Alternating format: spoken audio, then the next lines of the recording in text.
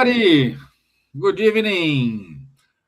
Today it is 11th of February 2026. It's 9 p.m. here in Ireland, the UK. So it's Wednesday. It's time for our spiritual light. And today, as you can see, we do have a special guest direct from Denmark. So Rubens Plomgaard.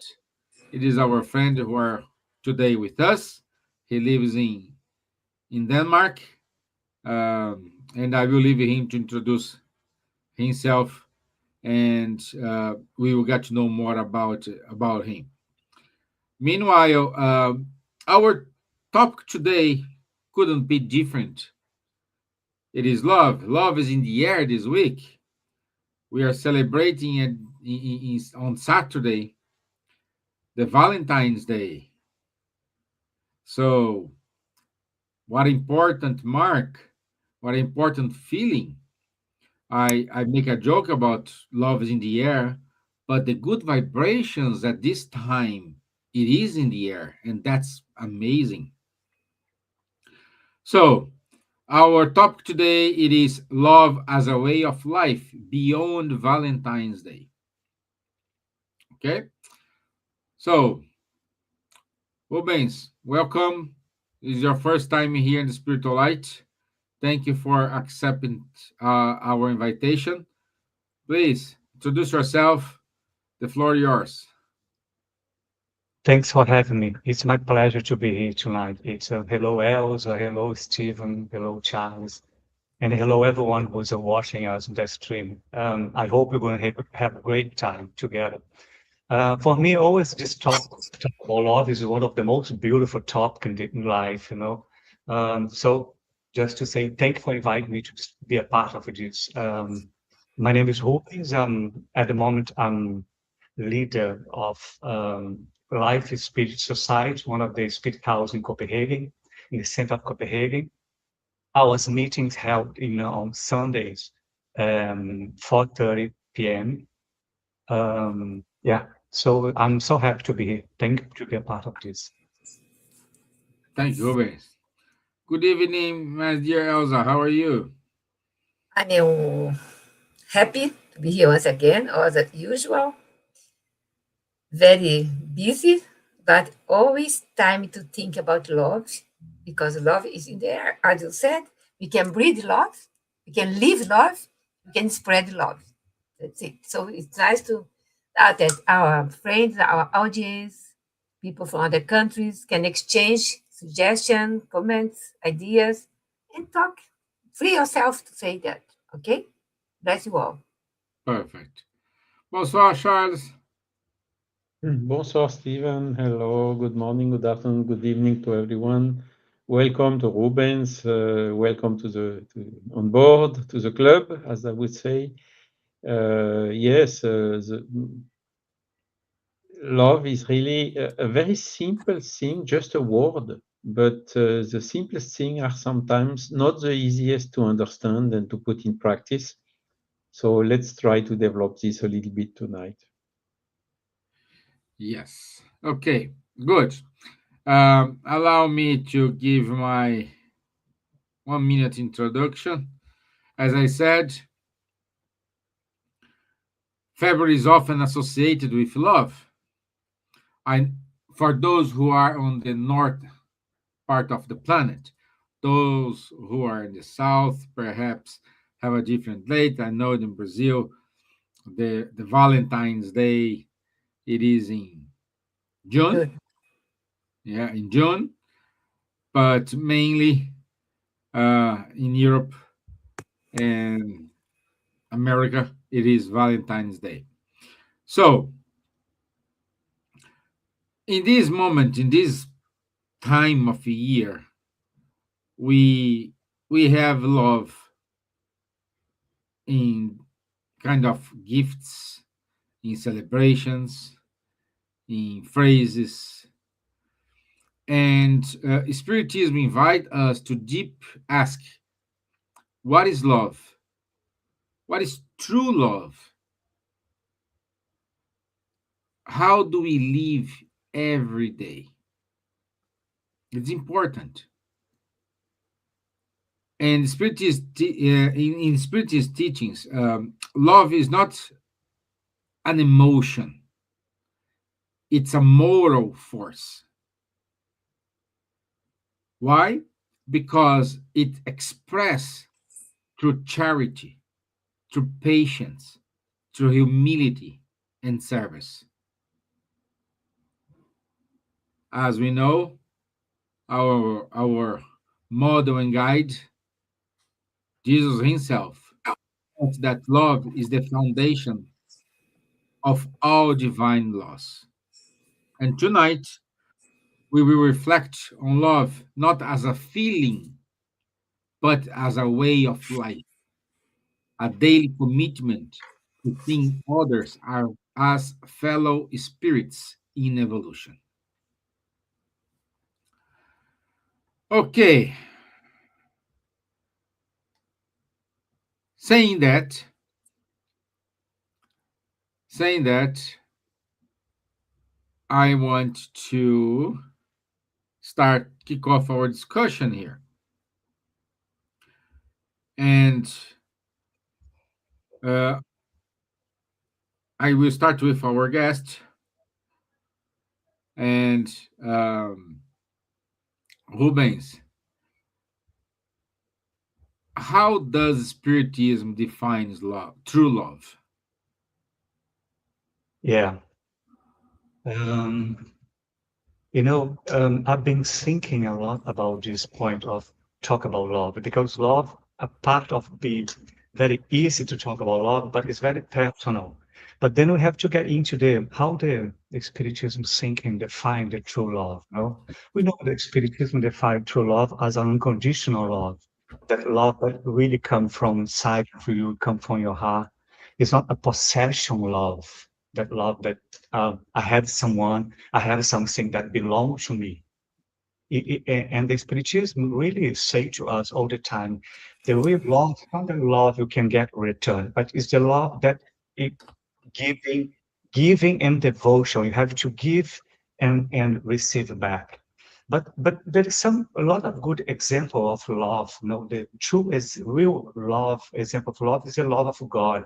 The Spiritism always showed us and say to us, which is very well explained in the Gospel according to Spiritism, one of the most beautiful book in this that I've been so in all my life, not only because I'm spiritualist, but because it's that kind of book that the chapters of uh, every second chapters in the book bring you to love. Every single word in the book bring you to love, held you to the love. Um, of course, as well, when I was being invited to talk about this love, specific this point of love, I took my book, then I was at the Gospel according to Spiritism, then I get up in the chapter 11, what is one of the most beautiful point when the Spiritism say, love your neighbors as yourself. I think when the Spiritism bring it to you, this kind of how does Spiritism define a true love? You want to talk about the love of Jesus, the love that comes from you, not because you love the person close to you, but because you try to love everybody that come to be a part of your life. And of course, this book brings you a lot of instructions, especially for the Spiritists and many different points. The law of love, for example, and the love say the real love is a divine essence that kind of everyone getting access to the love, from the humble to the most elevated people. So for me, the Spiritism does it really define love as a unconditional love. That love that you really how can I say, you really give yourself, and no matter how, no matter what. That's the most explanation for me about the true love. Good, thank you. Charles, you agree with me, ladies first. My dear Elsa, true love. For me, true love is something very impressive that moves mountains. When Jesus thought that the first time they encouraged the word love each other, love yourselves, love God. It's giving us the most important guidance for life, for eternal life. As a immortal beings that we are, we follow this path. But in nowadays, as you are talking about the theme, love as a way of life beyond Valentine's Day. I was out of the blue, yeah, when I was preparing something here, came to my mind something very important. As you know, I got married for 23 years in love with my husband. Every day was a day to celebrate love between us and to put this love in practice towards others. And he departed, and I still on my own for so long, so long.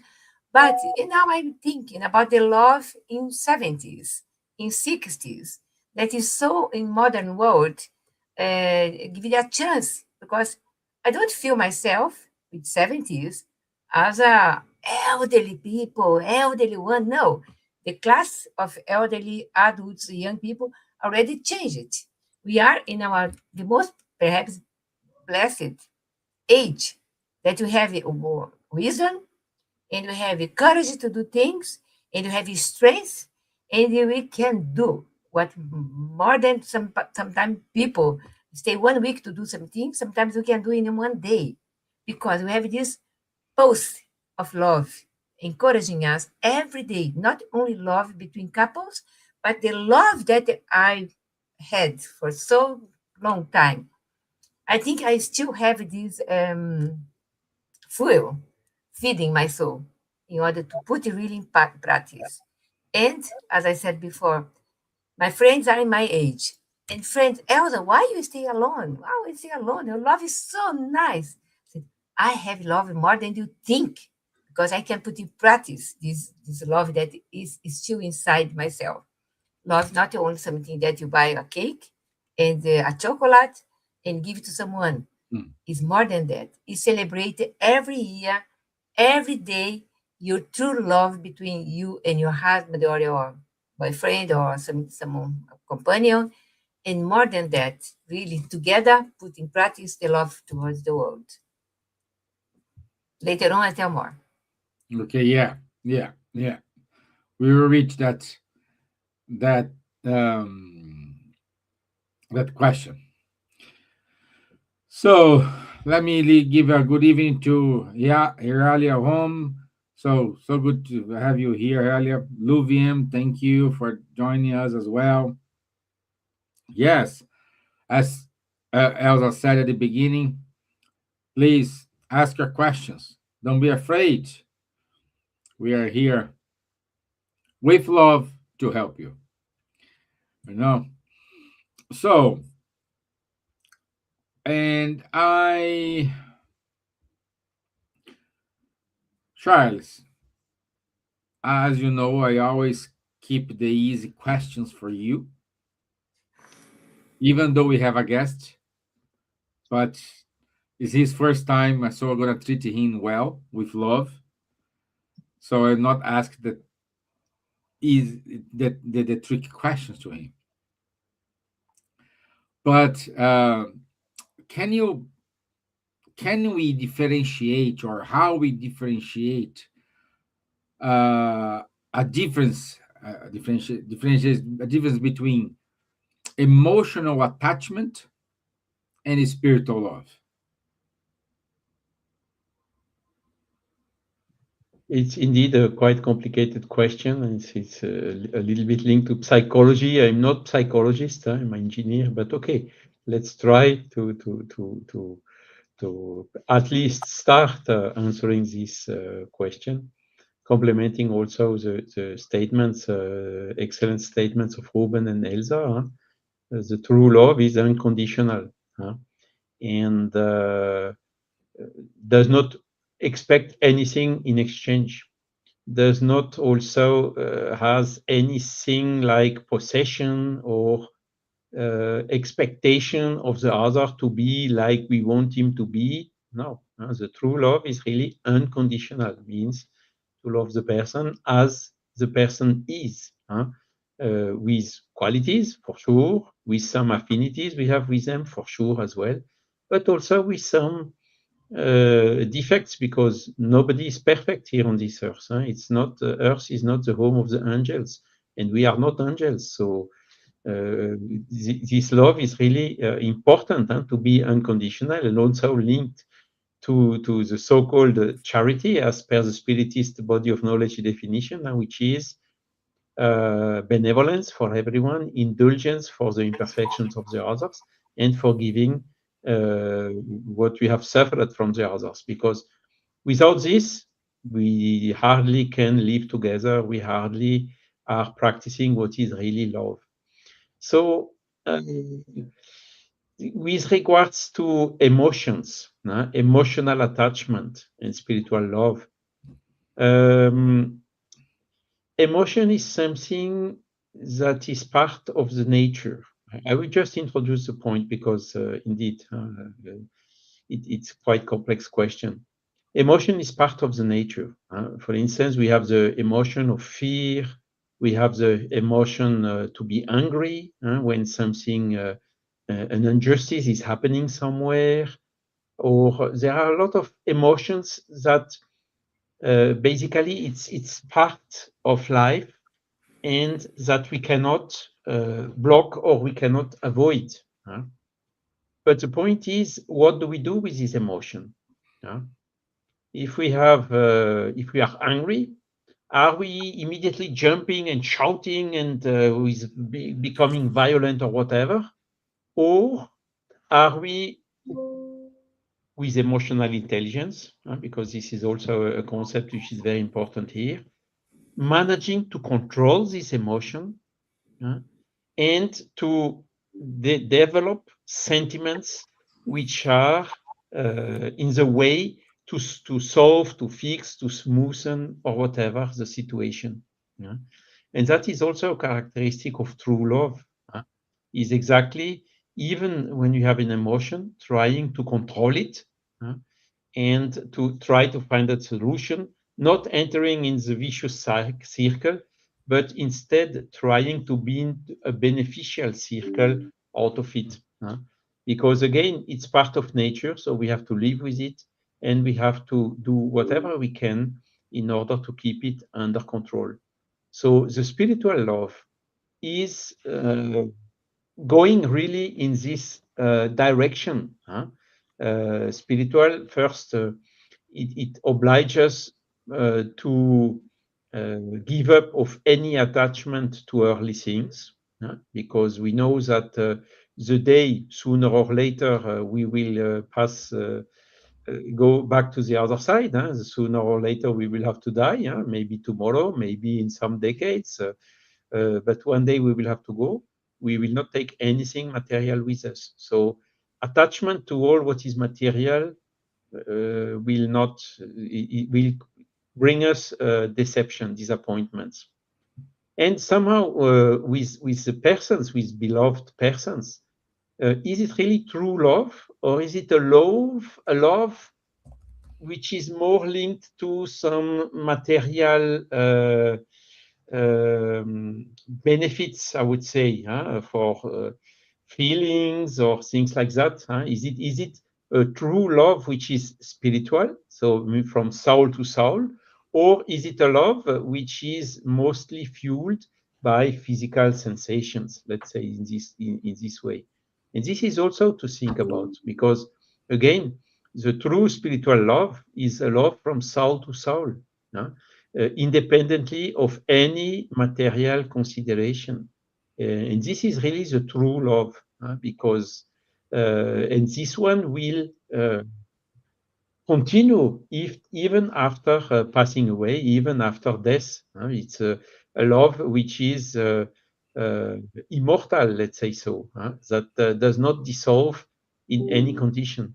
Whilst when the love is more focused on attachment and or on material subjects, then when the material things are stopping, sometimes the love disappears completely. So it was not a true love. But of course, it's not easy. Huh? We are not perfect. We are in a material world with a material body. Of course, we are souls. And this is exactly where Spiritist body of knowledge brings us a lot of food for thought on these subjects. Huh? Because the soul being immortal, what is the true value that the soul will take with it when, after again, passing away? And that is really making the difference between the temporary values or goods or emotions and the immortal values and emotions. And this is really, we should more and more try to focus on what is immortal, what is long lasting, or even immortal, rather than all these material things which will only produce their effect when we are in the matter, and this effect will stop when we will leave the matter. So that's just a small introduction, but I leave our special guest and Elsa to complement it. Okay, good. Rubens, no, you want to add something? Yeah, well, this question I've been asking to myself many times. Do I am a possessive person in my love, in my relationship? Attachment for me always say that uh, to give the message that to say that you are mine, you belong to me. It's just another term of possessiveness, for example. You know, if I think that person belongs to me, it's a kind of selfishness. Spiritual love is that kind of love that you say, I belong to you, I'm yours, instead say that you belong to me. You know, because actually love is not exclusivity. I'm not exclusive person just because I love someone. You know, it's about peace, it's about happiness, it's about something that making myself feel good. You know, so I'm always been thinking, what exactly, you know, when I talk about attachment, what I can improve myself. I think the difference between attachment and real love is to understand what exactly that you are doing with the person that you are together. Not necessarily as a relationship as a partner, can be your brothers, your friends, your neighbors, the person that you know that your daily live you feel. So if you're thinking really deep, that's I need to be less possessed in my relationship. It's a big step to develop yourself to the real love. Yes, yes, I agree. We need to learn how to lose in order to win. We need to lose a lot of things in ourselves. So and that's why it's hard. It is difficult. And my dear Elsa, do you want to compliment something? Yeah, I have something here that I'd like to read because it's beautiful. Um, Something that encompasses everything that you already said here, but is again bring Jesus. Né? When we hear the word love, many of us immediately think about Valentine's Day. Flowers, chocolate, romantic gestures, beautiful words. And human love is indeed precious. It is the love between partners, between parents and children, between friends. It comforts us, inspires us. It gives meaning to our days. We need love to feed our souls. And Jesus invited us to go further. Under his teachings, love is not an event, it's not a date on the calendar, it's not limited to emotion or attraction. Love for Jesus is a way of life. He said, love one another as I have loved you. And how did he love? He loved without exclusion. He loved without pride. He loved without waiting to be loved first. The love of Jesus is active. It feeds the hungry, listens to the lonely, forgives the offender, embraces the different. It is patient when we want to react. It is compassionate when we feel hurt. It chooses understanding over judgment. Human love often begins with feeling. Divine love continues with decision. Human love can be fragile. It may depend on reciprocity or expectation, on how we are treated. But the love Jesus teaches is stronger. It is rooted in the soul, as Rubens said. It is conscious. It is a daily commitment to kindness, humility, and forgiveness. I myself, I cannot say, I love more or less. Doesn't exist in love more or less. Love is love. Is a true love is love. To live love beyond Valentine's Day means loving when it is inconvenient, forgiving when the ego wants revenge, serving without applause, seeing Christ in every person we meet. Love becomes not something we celebrate once a year, but something we practice every day. When love becomes our way of life, our homes change, our relationships heal, society transforms, not through grand speeches, but through small acts of goodness repeated consistently. Valentine's Day reminds us to express love. Jesus teaches us to become love. And perhaps this is a true invitation, not only to feel love, but to live love. Not only to speak about love, but to live in such a way that others feel God's love to us. Because in the end, love is not just a way we give. Love is what we become. Beautiful, no? Very beautiful. Thank you.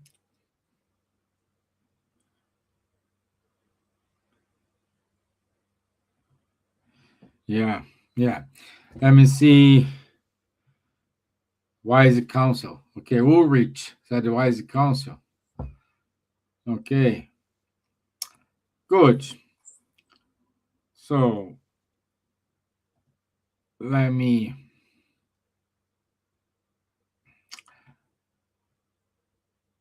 My dear Elsa, you said about charity, you said about this donation. Uh, how does charity represent love in action? I can say an example. Perhaps the ones that are listening us in these channels, Cardiac Radio, our channel, Lithuania channel, France channel, uh, understand what I'm saying, especially the elderly one, because we are talking here about something that not belongs only to young people or young couples, but for everyone in any time of life. I can say something towards how to live a charity using love in a way of life is between couples that are in their 60s and it has a 50 years living together, celebrating a gold anniversary of marriage, etc. And still, they know each other, only looking each other. They don't need speech sometimes. Hands that are in this position, one know what the other are saying. That is something beautiful to live together. When we see couples like that and talk to them, how you manage to be together for so long, more than 50 years? Ah, we are living like that. We are going. We love each other. Now, the love is to be together sometimes in silence and to walk a little bit 100 meters together, to sit at the park, have an ice cream. They put love in every moment, every gesture. Is a kindness that is a charity between family, between the couple, between someone in my age, for example, almost 75, and I'm feeling full of life. That's beautiful. And when someone thinking about how to recommence love in 70s, 50s, or 60s, we see the psychologists saying it's the best thing that we can do to live, love in 70s, 80s. Why not? Or get married in 80s, 90s. We don't know the future, but if you live a month into love, is already you have it already enrich your soul, enrich your life. And of course, together, a charity is between first in the family, between partners, etc. And there are more things there. Okay. Did I say something? No, yeah, good, good, good. Yeah. Charles and Rubens, you want to compliment something? Yeah, well, I've always been thinking about as well this. I think when Elsa was talking, I was saying, my God, how love actions can be more, how can I say, proper, true charity than only love, if you know what I mean. I'm only love someone. This is not said. When I practice the charity of love someone, that means action because I'm putting myself in a resilience, not in the same in some other level, but.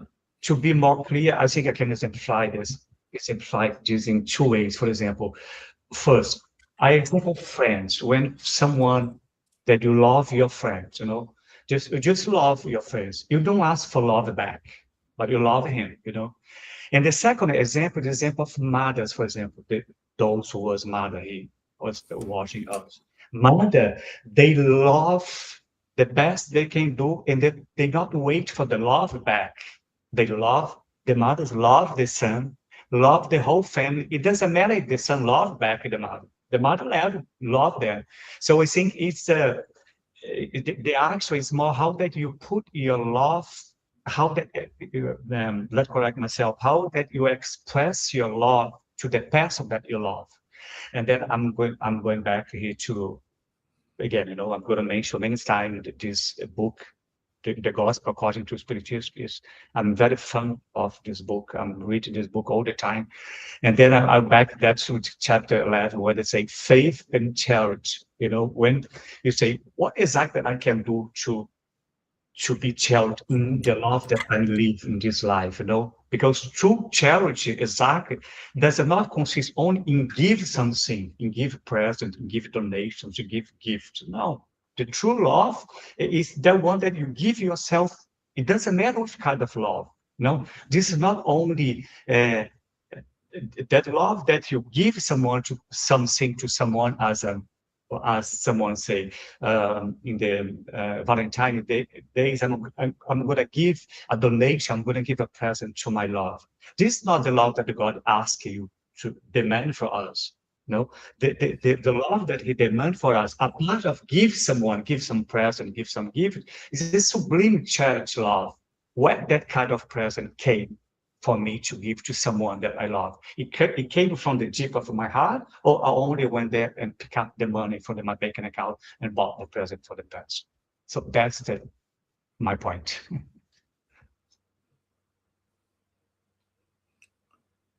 Yes, Charles, you? indeed. I mean, basically, if we come back to the definitions, when Kardec asked to the spirits, how do you define love? They admitted that they cannot give a better definition than the ones which was given to us already 2,000 years ago, or at that time 1,800 years ago. His criteria is clearly do unto the other what you would like the other to do unto you. And this is also the definition of charity given by the spirits. It's not just give a coin, give some money or things like that, as Ruben just told. It's benevolence towards everyone, indulgence towards the imperfection of the others, of the neighbors, and forgiveness of the offenses we suffered. So we see immediately how both are consistent. And the charity, which is love in action, is giving us these three, benevolence, indulgence, and forgiveness, ways of how we can put this do unto the other what you would like the other to do unto you in practice. and without judgment, without anything, with total disinterestedness. So this really is true unconditional love. Yeah. Yes, it's a daily exercise. It is. Juana Mora says, unfortunately, we are imperfect and most love in an imperfect way.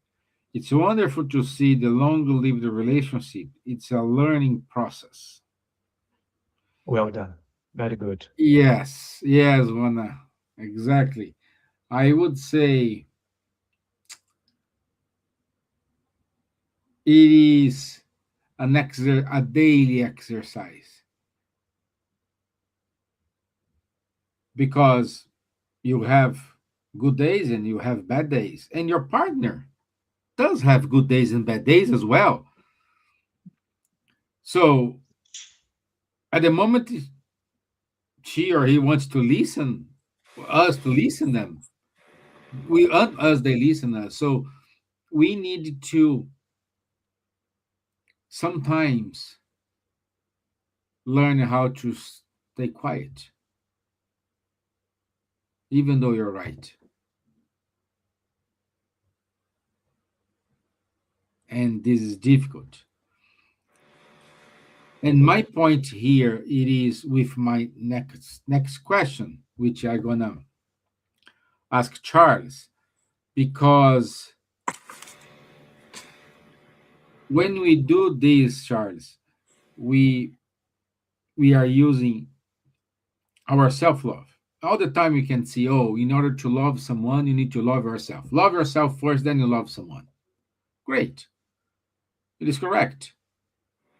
But the line that divide self-love and selfishness is very tiny. It's very, very, very tiny. Sometimes you are self-loving in a good way, but everybody sees you as selfish person. So, what's the role self-love play in spiritism teachings, Charles? Let's take an easy reference. We got 2,000 years ago, which is the following. Love your neighbor as yourself. So it's very clear, very simple, just a small sentence. But from this, we can understand two things. The first thing is, if we don't love ourselves, very hardly we will be able to love our neighbor, correct? Yes. So the self-esteem is something absolutely fundamental. A person which is lacking self-esteem needs absolutely to be helped in this way. Now, the second thing we can understand from this sentence, love your neighbor as yourself, is the opposite somehow. What is the definition of selfishness? Selfish person is a person who loves itself a lot, but does not love the neighbor. Okay, so you see, it's exactly the right points that we have been told by Jesus 2,000 years ago. Love your neighbor as yourself. So as soon as you love yourself a little bit, you have to love a little bit your neighbor. If you love yourself more, you have to love a little bit more. If you love yourself a lot, you have also to love a lot your neighbor. So he does not ask you to love your neighbor without loving yourself. That's not the point. And he also not asking us to be selfish, to love ourselves a lot before conditionally loving the other. It's also not the definition of love. And I think this is really a very simple idea that has been given to us, which explains us this importance of this self-love, of this self-esteem, because without it, when we don't have this faith, when we don't have when we don't believe in what we are or in what we are doing or in what we want to do, in our programs, in our objectives, our goals, very hardly we will reach them. But again, it's always very delicate not to slip into the other opposite, which is selfishness. And that is exactly the right balance we should really focus and try to analyze in ourselves every day. We must know ourselves. And that's another question. The question 919 of the Spirit's book, St. Augustine is saying, even before Jesus, Socrates was saying, know yourself. And this comes through an analysis of ourselves, because a lot of times the people who are selfish, they are not aware of it, as you told it very wisely. And that's also something very important, to stop sometimes, to think about ourselves, to meditate, to listen and to read our conscience. What is our conscience is somehow the help we get from a spiritual mentor, which is always with us, showing us, hey, be careful here, be careful there, don't overestimate as well. And another hint for that is the other advice given, love your enemies. So you see, until where love must go. We must even love our enemies. Does not mean that we have to love our enemies like we love people with which we have affinity. It's not also not this which is asked, but willing good to enemies and never ever think about revenge or something like this. And again, there is something very important with the enemies. Our friends, they will not, even if they see something bad in us, sometimes they will not tell it to us because they want to preserve us. They don't want to be, unpleasant with us. But the enemies, they are much more direct, focused to the point. They may exaggerate, of course, but we very often learn a lot by listening our enemies. And this is also helping us to develop this self-knowledge and to avoid becoming selfish, and also to follow this teaching of Jesus, to have this love of our neighbor as ourselves. Thank you, Charles. Thank you. Rubens, I see you're That's a very agreeing. good. I do. That's a very good question that normally we not think that much about, at least to myself, because when I'm thinking about self-love, I get a bit in panic and how do, that self-love play? Because I think the self-love play an important role in our spiritual development as a daily development, because normally we are very connected to our self-awareness and self-acceptance. That's the most important. Both of these two is very essential for our personal growing and our transformation, spiritual transformation in this reincarnation that we live. So I think back again to my point of view, I think self-love is essential point component, let's say, to our spirit development, because it's a connection with ourself. When you get in deep, we look inside of yourself to the others and to divine, to God, for example.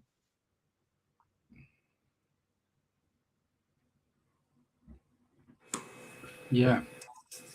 Nadja, Elsa. Okay, yeah, Steven.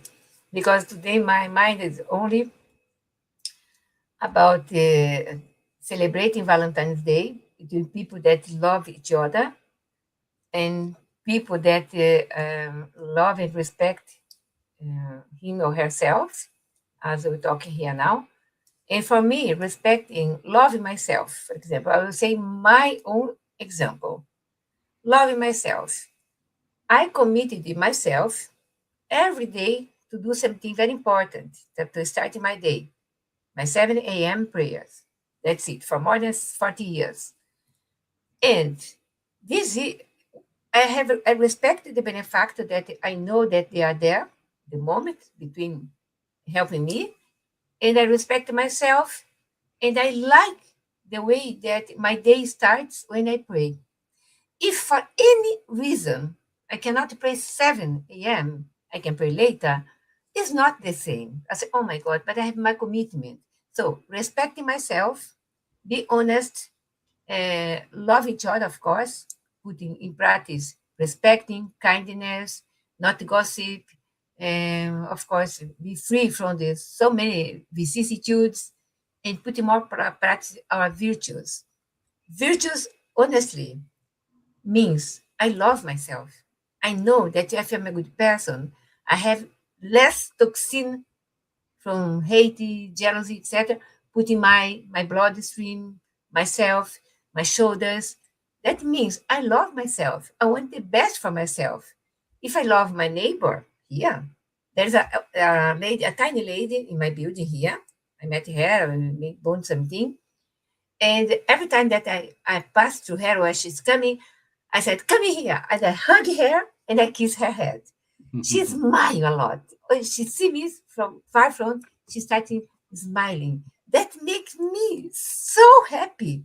I cannot measure my happiness when I saw this little lady that was loneliness for some days. I observing the way that she was acting in the building. I said, I will change her life. And I jumped doing that because she was teaching me how to use the wash machines downstairs, the good ones. I didn't know how to use. She was teaching me lovely, tiny voice. And from that point, now we see each other, and she knows that I run and hug her and kiss her head because no one come to visit her. She stay lonely most of the time. So I put in practice this Valentine's Day. Every day that I see her, I kiss her, I embrace her. That bring me, not for her, perhaps for her is good, but for myself, it's a good energy that comes to my bloodstream, make my day differently.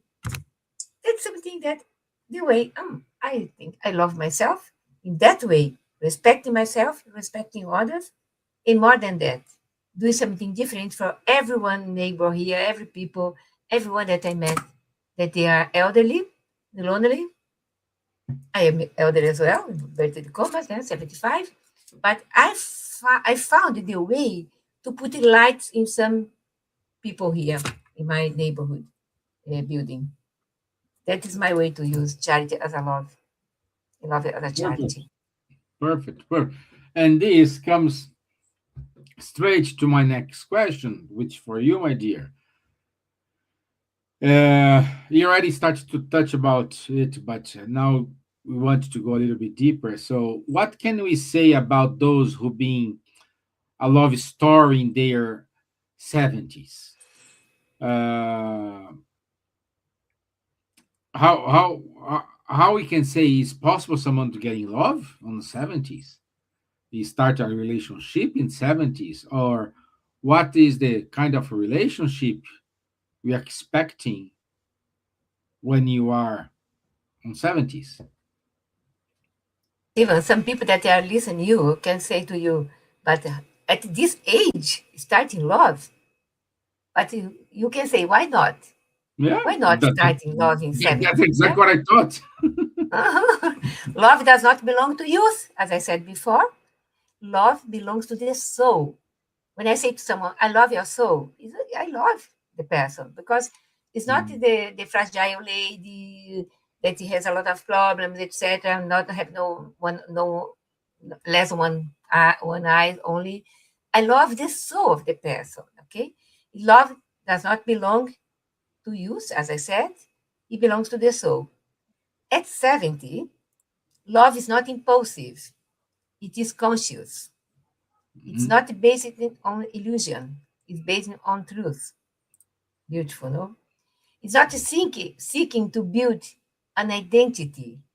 It is sharing two identities already formed. When two people choose to walk together at this stage of life, they are not chasing fantasy. They are choosing companionship, tenderness, charity, wisdom, love without pressure, affection without games. Under Jesus' teachings, every stage of life is sacred. If God grants us breath, He grants us the capacity to love. To date at 70 is an act of courage. It says, my heart is still alive. It says, I am still capable of giving and receiving affection. It says, life is not over. It is still unfolding. Isto for Cristiane and Soeli, my friend from Brazil, okay? And perhaps love at 70 is even closer to divine love. It is less about possession and more about presence, less about passion and more about peace, less about forever as a promise of time and more about today as a gift. Valentine's Day for them is not about proving anything. It's about celebrating that the heart never retires. Because love as a way of life has no expiration date. The soul does not age. And when two souls meet, even at 70, heaven smiles. So I encourage everyone, because I have a lot of people lonely or living alone, that are saying that they can find something to do, that they can find expression of love in the air, wherever they are going, not only for material pleasure, but for engaging in something that make it more easily to live until 80s, 90s, because we are gathering people. We need to live together with someone. Live alone, it's okay, but we need social life as well. So it's up to everyone to think about next year or the year after, something like that. Don't be afraid to do that, my friends. It's easy, it's good, it's important, because we are someone that can give something back to someone. Okay? That's it. Thank you. Ruben, would like to compliment?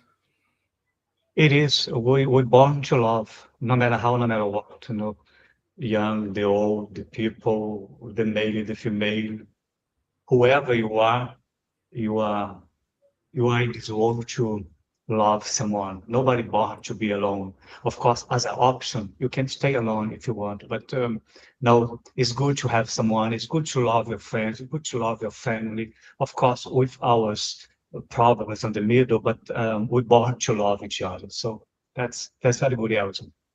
Well done. Charles? Yeah, indeed, excellent. There is not a lot to add. It's never too late to do good. It's never too late to love. And love is also a question of maturity. The more mature we have, the deeper understanding we have about love, the most this love is strong and true and unconditional, really. And I think there is also another aspect we didn't touch so much yet, is the law of affinity.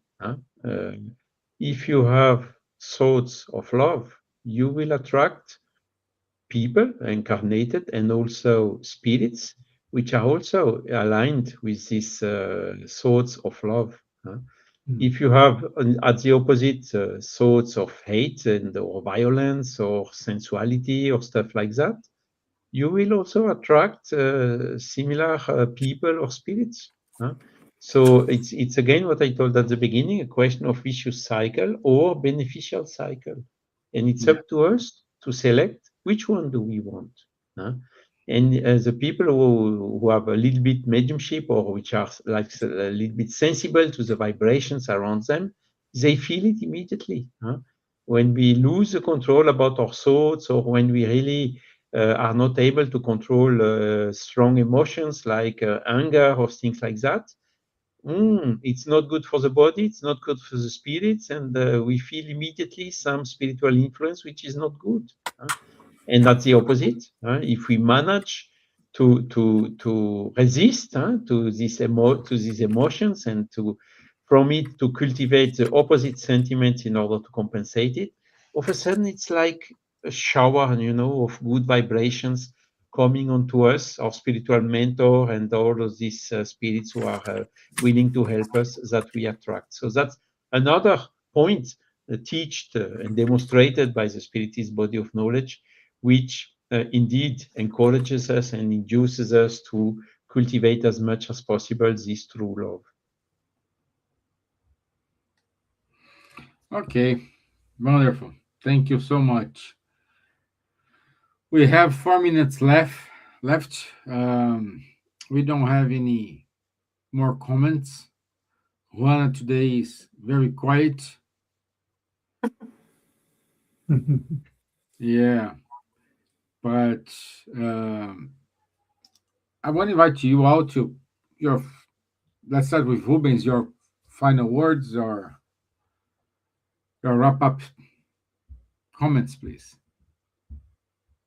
It's again, talk about love is the thing that very personal that comes from side of you. But we have to once again we have to understand how beautiful the Spiritism doctrine bring to us the way of transformation from love of Jesus, from our love. Because when you talk about love, you think, what is love? Love is a symphony. I love who love me. This is very easy. No, I love my partner. I love my mom. I love my good friends. But I want to challenge myself to love who hates me. That's the most difficult, And one of the biggest beautiful, I'm sure that all of you knows in the gospel according to Spiritism say, of course, Jesus doesn't say that for us to love our enemy, because the question is how that I'm going to love someone who's killed my son? How that I'm going to love someone who's robbed my money? That's very difficult. But he say, at least it doesn't hate back who hate you. Because the Spirituals bring a lot of conditions for us to live with someone who's hate us or has done something bad to us. Pray to them, give a good tools. I think that's the most beautiful learning from the Spirituals that we can take in this reincarnation. So it's always love back much we can. And that's the key of being nice and happy person in this reincarnation. Thank you, Rubens. Elzinha?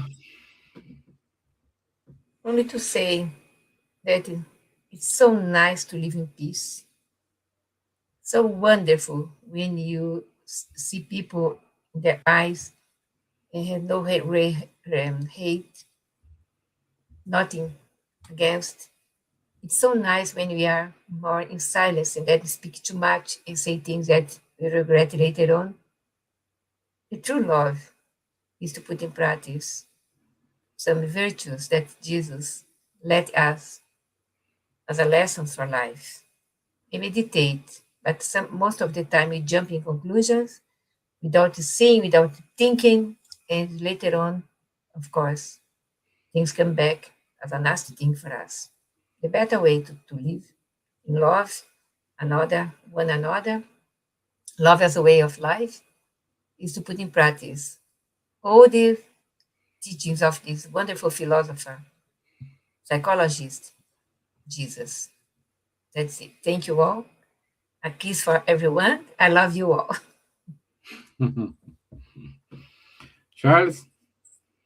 Yeah, indeed. I mean, we all are aiming to have a better world. We see all these ills, these miseries, this violence, selfishness around the world.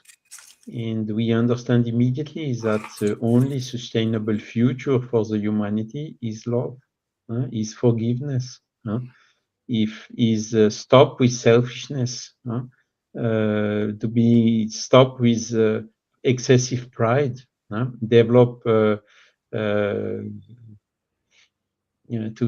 let's try to be humble and also to not avoid any type of discrimination and see how we can live together with this charity, benevolence, indulgence, and forgiveness to make a peaceful world. And it is possible. We know the hint more than 2,000 years ago already. Now we really have to apply it to avoid all these starving people, all these terrible things which are occurring in the world. And we as spiritists, we are optimistic because we know we will get there. Okay. So it's our time already. So let me share the announcements. We do have announcements today. Yes. I forgot to send to you 2 announcements, Steven. I'm sorry. Okay, no problem. At the end, you can say. I send to next week.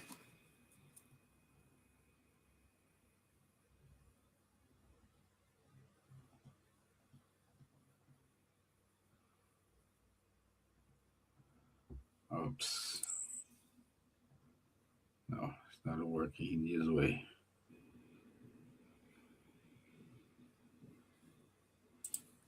I need to put it here.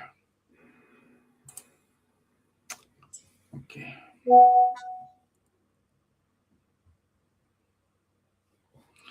So let me share my screen.